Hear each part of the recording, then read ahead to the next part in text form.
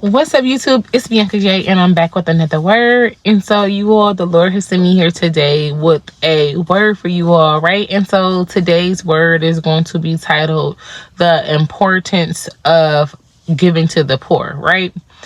And so, the Lord just dropped this word in my spirit because I'm like, Lord, what do you want me to speak about today? And this is what He dropped in my spirit: the importance of giving to the poor.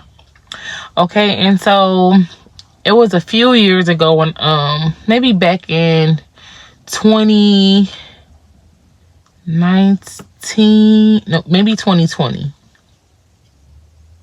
Yeah, 2020. So back in 2020, so I was walking with the Lord, but I wasn't fully walking with the Lord. So I had went through some things, right? Okay, and so to sum it up, I just had went through some stuff and I was getting closer to the Lord, right? But I hadn't fully committed myself to the Lord. As a lot of stuff that I had stopped doing. A lot of changes that I did make because I just knew it was time, right? Okay, but I still had a foot in the world, okay? And so one of these days we had went down to the casino. This guy that I was dating at the time, I had went down to the casino with him. And so he ended up losing like $4,000 or something like that. And so I had lost too, but not to the extent that he had lost, right? And so he's like, let's go outside, sit in the car, we're going to regroup, we're going to go back in. All right. So I'm like, I'm just ready to go, but all right, you know. So we go back to the car and he's sitting in the driver's seat and he like smoking his mouth, right? And so I'm sitting in the passenger seat. And so when I tell you, out of nowhere, like when I say nowhere, this man just appeared like 2 or 3 cars down, out of nowhere. Like out of nowhere. And so I'm like, where does this man just come from? He like, where he at? I'm like, right there. Like he just came out of nowhere, literally out of nowhere. And so he had on like a white shirt and it had like a little dirt on there, not much or whatever. He had on some black sweatpants and some tennis shoes, and then his hair was like thick locks. Like, you know how like wool is thick? It was thick like that, but it was locked, right? Like big locks. And so he I said, I'm like, is he gonna go down the steps that's right here, like by where we were parked at? Or was he gonna like keep walking around and go back through the door, you know, heading into the casino?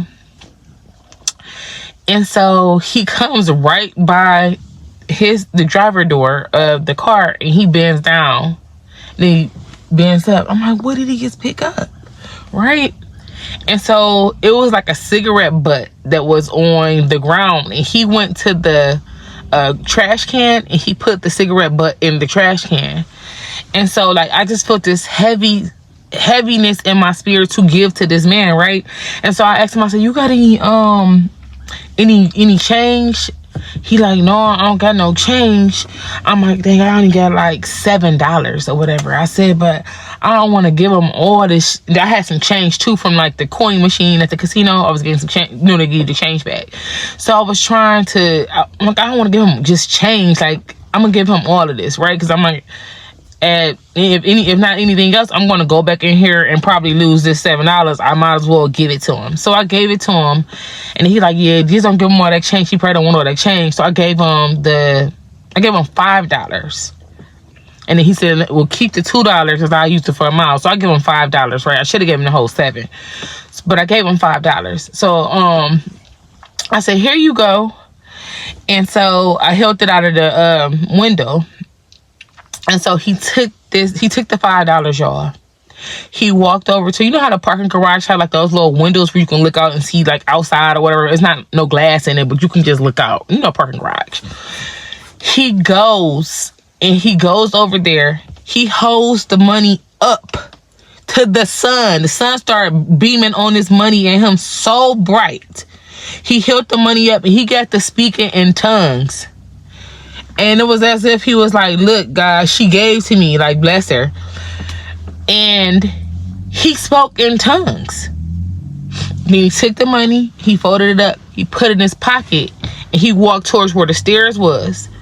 And so I'm like, dang, like, what did he just say? And I wanted to ask him. So we got out the car. I'm like, hey. But when we looked down, he was nowhere in sight. It's like he just vanished. Nowhere. We looked outside to see. We seen him walking like around on the sidewalk. This man was gone. Like, when I tell you, you never know how you could be entertaining an angel. You never know who people are. I'm telling you, he appeared out of nowhere and he disappeared out of nowhere. He spoke in tongues. And when I get out of the car to go back in there, my friend, he gave me $20. I put that $20 in the machine. And on my first spin, I hit for 2,800 and like some odd dollars. You do not know how God will bless you for giving to the poor. It blew my mind. The first spin.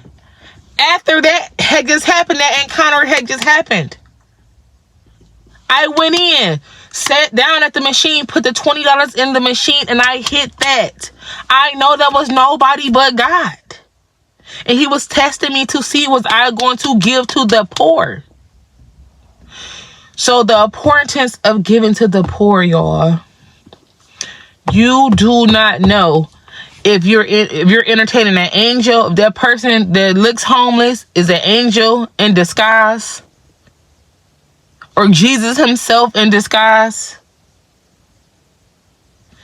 it is important that you give to the poor. Your inheritance is connected to you giving to the poor. I'll do you one better. This happened to me again, right? So this time it was 2 years ago in 2023, I believe.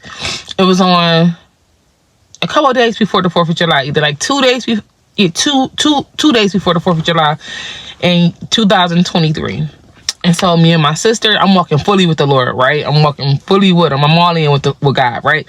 So we go to Atlanta because she was taking a makeup class. And so we ended up getting stranded in Atlanta because how they were doing like construction inside of the Atlanta airport. And so the TSA lines were so long that we got there 2 or 3 hours early and we still missed our flight. So they was like, well, we'll accommodate you all. We'll book you another flight, but the next flight only to the next morning. So we were in the Atlanta airport, right? And so we had to spend 24 hours in the airport. And so we went and ate, got coffee, just passed the time by, right? And so I met some really nice, wonderful people in the airport, right? And we ended up having like church in the center of the airport, right? And so remind you, I said that there was some construction going on. And so we thought that it was a big boom, like that shook the whole airport. I mean, you felt the shaking like it was an earthquake. All right, let me back. Okay, so we're sitting, we're talking to, like I said, I met these people, we're talking, we're all having conversations. And so it's this homeless man. He had on a, how the construction vests be? He had on one of those. It was like lime green and with the orange reflectors with the white lime. Okay, and so he had a gold cross with diamonds on there.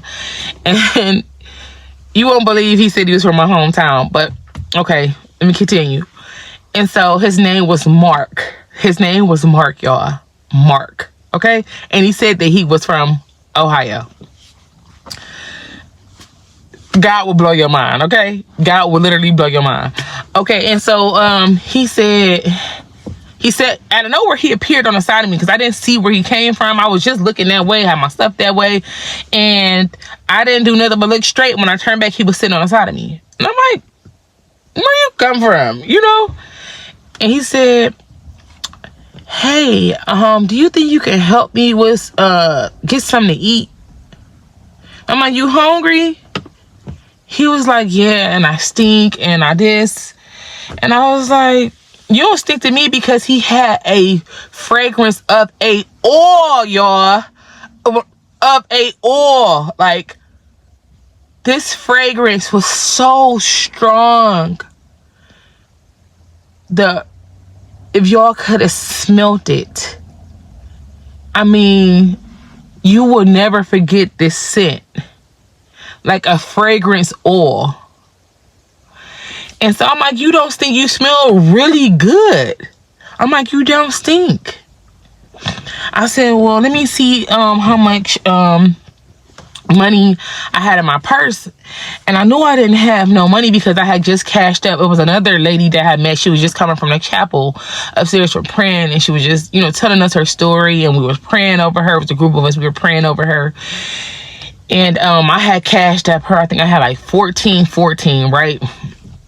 In my Cashapp, and I cashed up it to her. And she said she was going to use it to help her get food. Okay, so then the guy Mark, he appears. So I'm like, well, I don't have no cash. Do you have Cashapp? And he was like, no, I don't have Cashapp. What is that? Right? So I'm like, okay, well, I know it's starting to run. The Holy Spirit is upon me. So he said, can you go to the ATM? And I was like, okay, all right, I will. And so it was this white guy. He was sitting right there where we were, and he was talking to us, very friendly.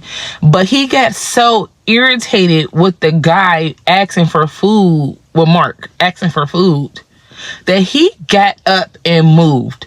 And he was like irritated with me that I was helping him, right? And he said that he was a baseball reporter, right? So I'm like, yeah, let me see where an ATM is. He's like, well, I believe it's one. This is Mark, right? Mark telling me, like, I believe it's one around the corner over there, right? And so I'm like, okay. So I go over there. It was an ATM over there, right? Okay, so I go over there.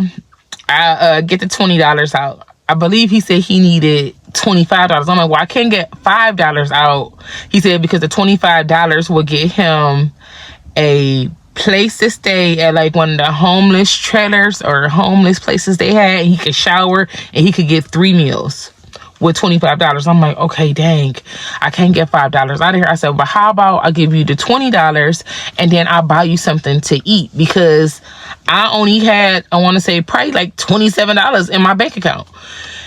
And so I'm like, well, I know I can't put the $7 out, but I can give him the $20 and then I could buy him something to eat. And so he said, okay.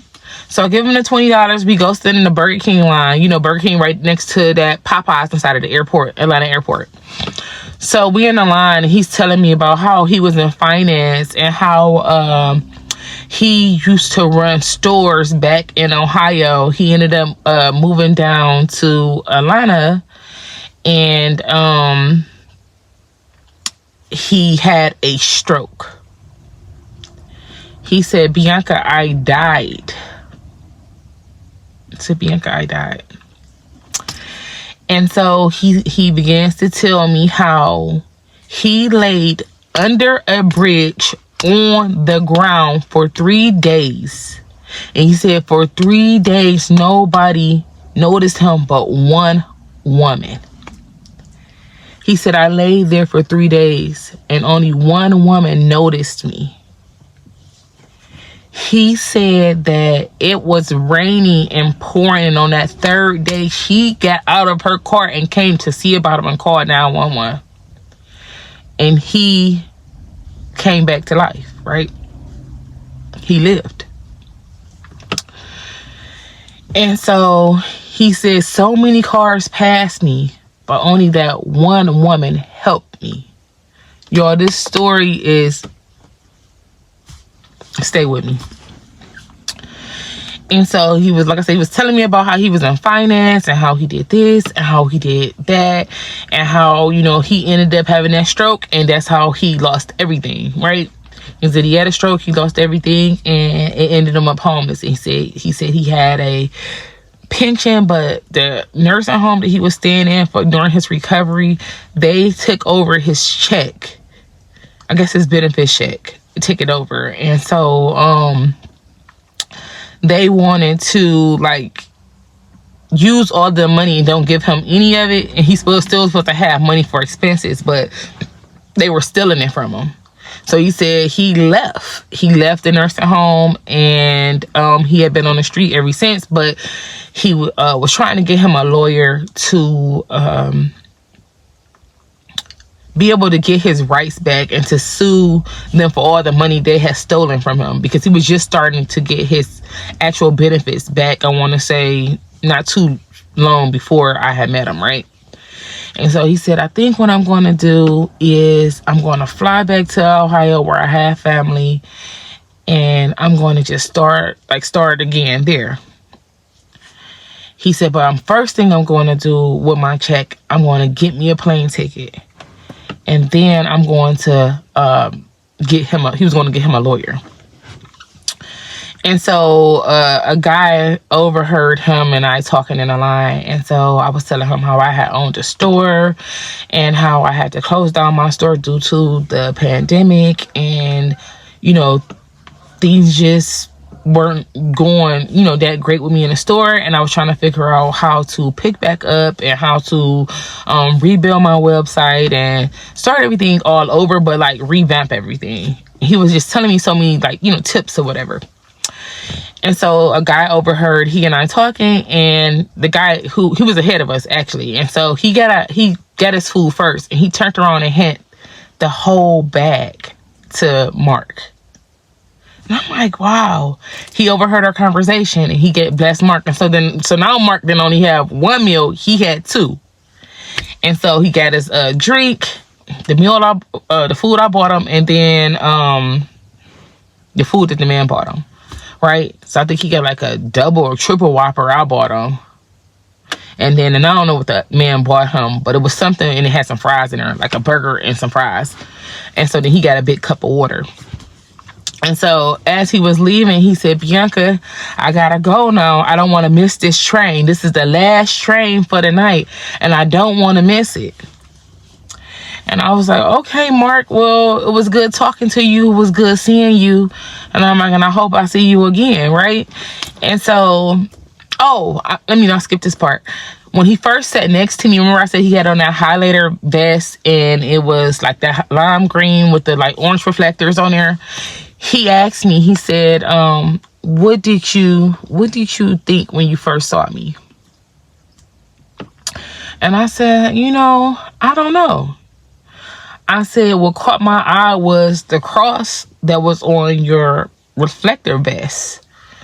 And I was like, it was shining so bright that, it caught my eye. And so that's how initially, either I was even willing to, I guess, even talk to him, I guess. I don't know. I probably would have talked to him anyway, but that caught my eye. And so when he looked at me like, with his eyebrow raised, like, let me see what she really gonna say. Like, as if he would have knew if I was going to lie and say, like, no. And he was like, okay. Like, when I told him my real response, he was like, okay. Like, yeah, she telling the truth. Okay, and so, okay, you guys. So, the video paused. Excuse me. The video paused. So, I wanted to go ahead and finish, right? And so, I say all of that and wanted to tell you guys those stories of my experience, because even with the second story with Mark, I'll just continue from there. Okay, so before Mark had got to me, remember I said it was construction going on in the airport, and so lightning struck the building. It struck the building, and it literally shook the airport to its core. We felt the trembling. Like, when I tell you a ball, boom, we thought that they had blew the building up. The people who were doing the construction in the airport, we thought they had blew the building up. It shook. The floor shook. It shook. And so that's when that man appeared on the side of me, Mark. And he said, God was angry. He said, God was angry.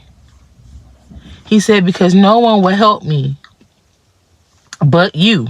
He said, I asked so many people in the airport to help me, Bianca, and no one would help me. They all told me no. but you told me yes. And I was like, wow, we felt that. We literally felt that. And before he had appeared, a lady said, that's God. The lady who we were praying over, and she had just left the chapel, she said, that's God. She said, you can feel God in this place. She's like, did y'all feel that? I'm like, yeah, we felt it. The whole building shook. Like, the floor shook. And then the construction people came out looking like, what was that? They thought it was them too. But it wasn't. It was God striking the Atlanta airport with lightning. Like, I mean, it struck it and shook it. And Mark said that's because everyone else that he asked had told him no. They wouldn't help him. And I was the only one willing to help him. And so the point of the second story was to let you know, even if you do not have it, even if you have not much, you don't have anything, right? I had $27. $27. But I gave it all to him. It's not about what you're going to miss or what you needed it for, or you only got this amount of money. Give. It's part of your inheritance to give to the poor, because my God should supply all your needs. So don't let that be an excuse why you couldn't help the poor. It's part of your inheritance. I will say it again. It is part of your inheritance to give to the poor. Even if you don't have much, even if you have little, God will bless your sacrifice. Okay? You hear the train? And so you all, the Lord sent me here with a reminder to tell you to bless the poor. And who knows, you may be in the presence of an angel. You may be in the presence of Jesus disguised as a homeless person. Make sure you pass that test. Make sure you keep your inheritance, because you willingly give to the poor. Okay? And so this is the end of this word, you all. But until my next video, stay focused and be blessed. And I'll see you in my next one. Bye.